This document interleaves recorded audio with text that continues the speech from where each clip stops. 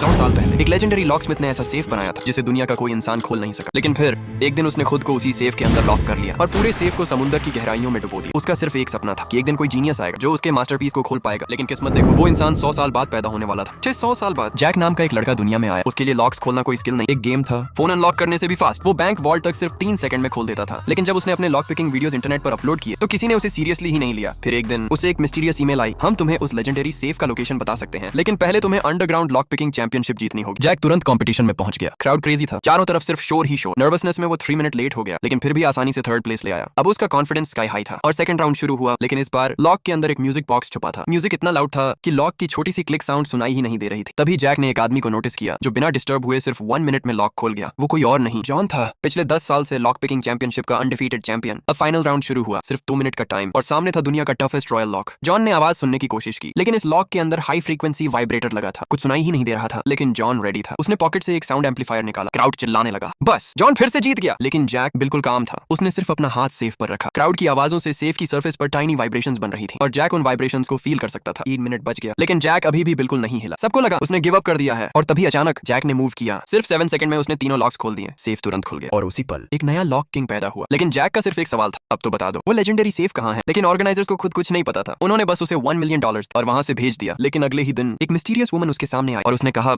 मैं जानती हूँ वो सेफ कहाँ छुपा है। अगर तुम्हें नेक्स्ट पार्ट देखना है तो अभी चैनल को सब्सक्राइब कर लो।